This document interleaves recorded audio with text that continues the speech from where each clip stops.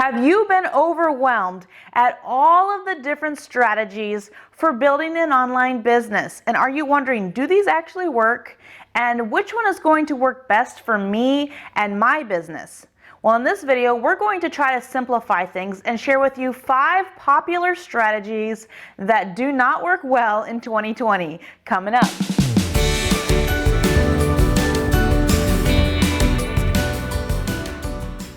So in today's video, I'm going to share with you 5 strategies that a lot of people are doing in their online business, and they simply are not getting many results. So I want to save you a lot of headaches and a lot of time. But before we get into that, if we have not met, I am Amber Willems, and this is Beautiful Life by Design, where we empower women to be successful entrepreneurs and intentionally build the lifestyle of their dreams.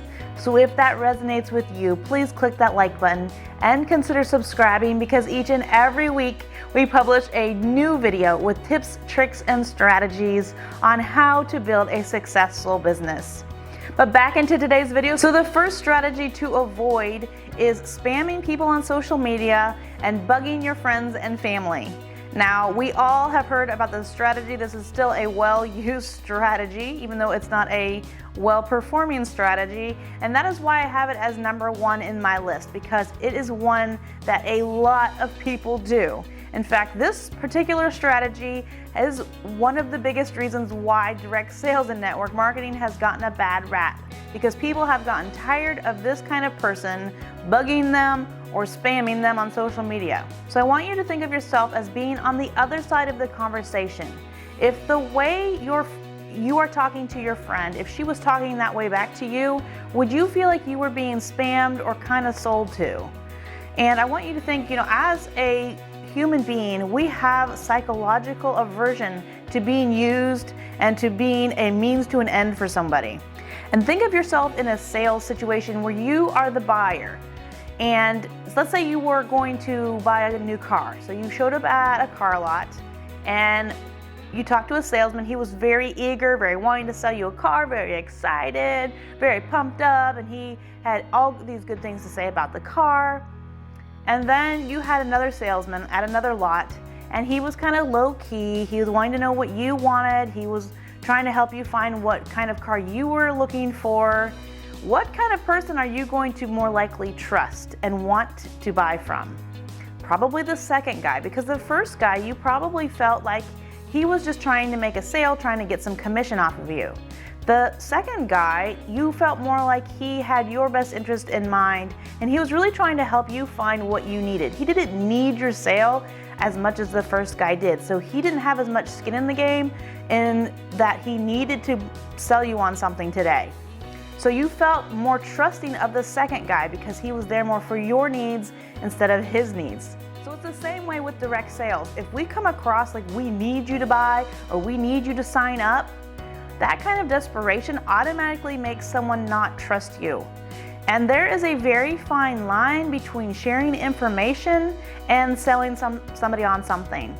So I by no means am saying that you should not go out and talk to people and share your company and your product.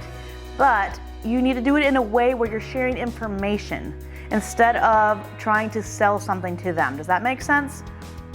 So instead of coming to them with like, you need to have a party with me, you need to buy this, you need to try this, instead come with it more like, here's information about my product and my company, because you really do love your company and your product. There's a reason why you're in this company and why you use this product, and you think that they actually might love it and like it too. So there's no reason for you not to share this with them. But if you share it more in an information type of way instead of a I need you to buy from me type of way, you're going to be they're actually going to be much more receptive to listening to what you have to say. And this is going to help you a lot in your own mindset when you come into these kinds of conversations. If you come into it with a mindset of, this is just me sharing information about my company, maybe it's for them, maybe it's not. Maybe they'll love the product like I do, maybe they won't. You won't have nearly as much stress or frustration when that person decides, it's not for me. Because no matter what company you're in, even if you have the best product in the world, there's going to be people that are like, I don't need that product. I don't want that product. It's not really for me. And the more that you can just be giving information, the less stressful it will be on you, and it will be a lot less discouraging for you, because you're like, you know what, everybody's different, everybody likes different things, and that's okay. I just shared my information and she decided that it wasn't for her. Now, if you came into the conversation with, I need more customers, I need more recruits, I hope this girl signs up under me, then you're going to have a lot more pressure on yourself and also on this person. You're going to be a lot more pushy, and you're going to tend to come across that way to her, like you need something from her. And you're also going to have a lot more frustration and, discouragement when she decides that she doesn't want to buy from you or doesn't want to join from under you. So you see how this kind of difference in your own mindset will really help you in your business. So I really, really encourage you, do not spam people on social media. Do not bug your friends and family. My friends and family, they know what I do, but I do not push my products on them. As long as they know what I do and know what my product is, my job is done. Yes, I might talk with them and see if they want to try a sample, see if they want to, learn more about my business or my opportunity. We need to be doing that. But there's a difference between doing that and just trying to sell somebody on your product. And anyone that has been on social media for any amount of time knows exactly what I mean by the spammer type person. The person that is just out there to make a sale. She doesn't really care about a relationship with you. She hasn't commented or liked your pictures or posts for a very, very long time. The moment that you get a friend request from her and you accept it, she starts spamming you with her business, or she wants you to have a party for her. She wants you to check out her opportunity. Those kinds of people you automatically, psychologically want to run away from. So you do not want to be doing this to your own friends and your own customers. And in the end, you don't want to sell somebody on something that they don't want or they won't enjoy. If you're a good human and you really want to serve the people that you are in contact with, you really don't want that kind of sale in the end anyway. So we really need to be careful about how we come across as we're presenting our product or our opportunity, and that will help you go a long way in building a successful business. So the second strategy that we need to avoid that doesn't work is posting constantly on Facebook about your business or your opportunity. We all have seen people that do this. Almost everything that they post on their Facebook profile is about their company or their opportunity or a review or a product testimonial, and that kind of strategy does not work. If you look at those kinds of posts, those kinds of profiles, you're going to see that there's very few likes, very few comments, very few engagements, and there's a reason for that. People do not want to be sold to. Again, they know what you do. You don't need to be posting it constantly. People really want to get to know you and have a relationship with you on Facebook. And Facebook actually kind of buries those types of profiles and those types of posts anyway, because they want people to have relationships. That's how the whole platform works. The platform is not there to help people sell stuff necessarily on their profiles. So we have to do this really smart. Yes, it's okay to post about your product or your company occasionally, but most of your posts need to be about you, about what you love, about your personality, about something you're doing. They need to be about you. And it's okay, because your company is part of you and part of what you do. It's definitely okay to post about your company occasionally, but just occasionally. If you're always posting or every other post is business, people are going to feel like you're, again, desperate for a sale. So the third strategy that doesn't get great results is building your business mostly on a Facebook page. Now, there's a lot of difference between a Facebook page and a Facebook group, and I go into this in a lot more detail in a separate video, so I'll put the link to that in the description below. But basically, a Facebook page was designed more for businesses, and it's much more of a static page where people can go there to get information. A group is much more interactive. It's much more about building relationships and building a community. So I really recommend that you do focus more on building a group. Can you have a business page? Absolutely. There's definitely benefits to having a Facebook page, but I definitely don't think that you should focus on that, especially as you're starting out. Facebook's algorithms purposely bury things that are posted on Facebook pages. They know that Facebook pages are more of a business type thing, and they really have a big focus right now on building community and relationships and that kind of thing. So they're really rewarding groups right now and not pages. So I would just keep that in mind. If you post a lot of stuff on a page, there's a pretty good chance that you won't get a lot of interaction or even get a lot of views, because Facebook is just simply not letting people see that stuff.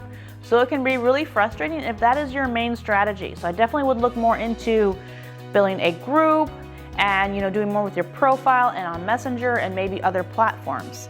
So the fourth strategy on our list is Facebook ads. And I mentioned this one with a little bit of hesitation because Facebook ads can be beneficial, but you usually have to have a pretty good system set up to make them work. You usually have to have like a lead page, and it's your lead magnet, and you got maybe some email marketing going on. And you also have to be pretty careful because most direct sales network marketing companies are not going to allow you to post Facebook ads about their product. So you need to be really careful about what you're doing and check with your company. And if you're not going to get a good system set up, Facebook ads probably aren't going to be that beneficial for you. I know some people really push them, but unless you're the type of person that really wants to get into that kind of a system and do all those steps, I really don't recommend that Facebook ads are going to be helpful for you. There's a lot other things that you could be doing with your time that are going to be more beneficial for building your business. So our fifth and final strategy, I could not ignore because it is probably one of the biggest reasons why people fail in direct sales. So this strategy is you take your product, you're new to the company, you take your information and you put a post out there and you do nothing. And you sit and you wait, and you were expecting that post to get you some sales and get you some customers and get you some parties, but it does nothing, and you do nothing. So that strategy or lack of strategy is not going to build your business. And a lot of us do this. A lot of us have, what that first initial month of like hitting it hard and not getting many sales or customers or parties, and we give up. And building a business, building a direct sales business, building any business is a long-term process. You're not going to get from no customers to as many customers as you need in a month. You're not going to be able to go from the lowest rank and not even ranking yet to one of the top ranks that quickly. So you need to be very patient with yourself, and you need to have good strategies in place. And putting out a couple posts here and there and doing nothing is not a good strategy. And along with this, sometimes people will just put out a post and wait. And then a couple days later, they'll put out another post and wait. And then they'll just kind of like sprinkle in a little bit about their product and wait. And they're not really proactive. That is not a good strategy for your business. We have to work our business if we want to get results. Results come from action. And sitting and just putting out a post here and there is not going to be a good strategy. That's not going to be enough action to get you results. You got to be talking to people. You got to be asking people. You got to be sharing your information. You got to be meeting new people. You got to be being a good human. So in a separate video, I'm going to be sharing with you some of the best strategies to implement in your business for where we are today, where social media is today, and these will help you to build your business. But in today's video, I just want to share with you some of the very popular strategies that aren't working, because I really don't want you to spend a lot of time spinning your wheels and doing things that someone somewhere at some time said was a good thing to do, and maybe it worked way back then, but I don't want you to be wasting time trying to make these things work. So I just wanted you to avoid these 5 strategies and build your business. I want you to get where you want to go in your business. But that's it for this video. If this was helpful for you, please click that subscribe button, and I will see you all in the next video.